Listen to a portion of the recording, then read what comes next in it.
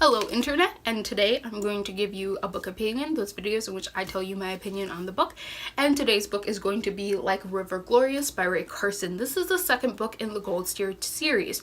Once again, I feel like with this series, it does something really amazing, something that I've never experienced before with any other series, and this is a trilogy, is that every book in the series is kind of a standalone. It all wraps up nicely. So the first book, if you had read the first book and finished it and was like, oh, I don't want to continue, you could not continue and you would feel satisfied. Of course, there were plot points that weren't fulfilled, but overall you felt satisfied. And I felt the same about this. Like, of course you have to read the first book, but once you get to this book, you can read it as a duology. And once you finish this book, you can be done and not even by the third book.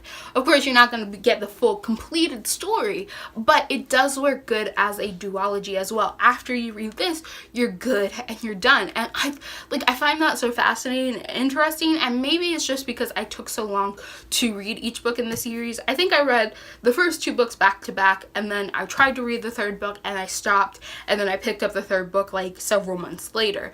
But I feel like even if I had read them all together all in like one sitting, that each book ends well enough that if you at any point in time just want to stop reading after that book, you're going to feel satisfied with the ending. I don't know if that's a good or a bad thing, but it's a thing that I appreciate because I think it's interesting to have each book sort of wrap up and be a conclusive story and not heavily rely on there needing to be more. I just like that idea. So the second book, they've reached California. Our main character, I think her name is like Lee. So our main character, Lee, she and all of her members of her new little family who have survived have made it to California. They've set up a new little township and they're doing well. And everybody in her room now knows about her gold powers, and they all support her. And of course, she's making them tons of gold, but they're all really careful and they love Lee and they all want to take care of her and she wants to take care of them. However, there's an issue. In the first book, we had a villain who was coming after Lee for her gold scent. And now that villain has finally caught up to her. And that is Lee's uncle. Now, Lee's uncle, in this book, it is her against her uncle who has tried to get her, who keeps getting at her. And she's trying to make sure that everybody in her new little family is staying safe. So now she has to fight against her uncle. During this process, she learns more about her gold powers, how they work, what abilities she can use, her capabilities with these witchy powers of hers. So most of this has to do with an actual villain. Now with the first book, it was her running away from somebody who is bad and evil, but it had to do with the trials and tribulations of making your way west. This book has to deal directly with a very, very greedy man, a greedy family member, and his evils and atrocities.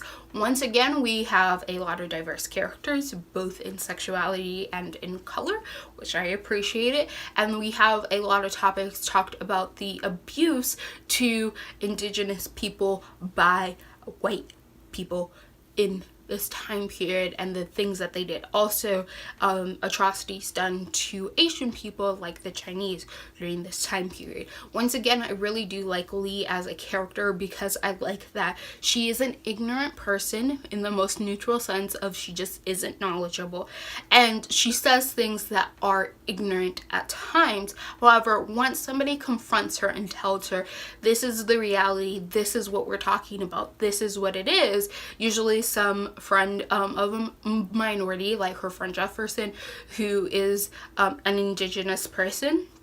He's a mixed Indigenous kid, or her new friend, this Chinese woman that she meets. They both confront her about various things that she claims and she says, and then she changes. She stops being ignorant of the reality of this situation, and she realizes that she has it pretty good despite being a woman, and she realizes what's really happening with her friend and people who look like her friends. So I did like that. I like that she was ignorant. She wasn't like a social justice warrior per se, but she was definitely aware of and made aware of atrocities happening to the people around her and what she could do to help, also what she could do to not be ignorant. And I did like those.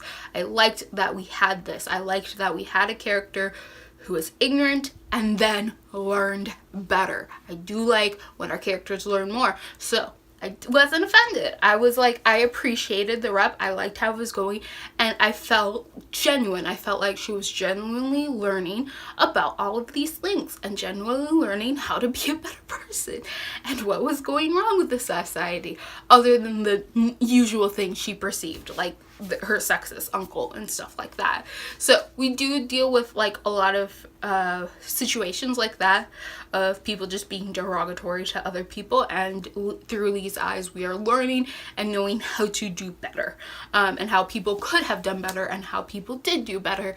That history that we don't see a lot of, because there's just so much bad with these realms in history that we forget that there were little pockets of decency. So I did like that. I liked her gold powers. I like this one just had the typical, there's an Old West villain, there's an Old West hero, and now they're going back and forth. So I did like this. I love that people called out Lee on her privilege. I love that Lee learned, and I liked it. I liked this book.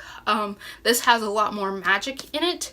In the sense that you do get to see like a lot more powerful gold magic and stuff.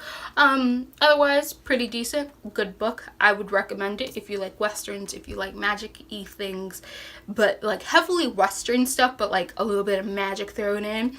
Then I would say I would recommend it. I would recommend this book. So if you like what you're seeing here and you want to continue to see more, click all those bunny buddies down below, and goodbye, internet.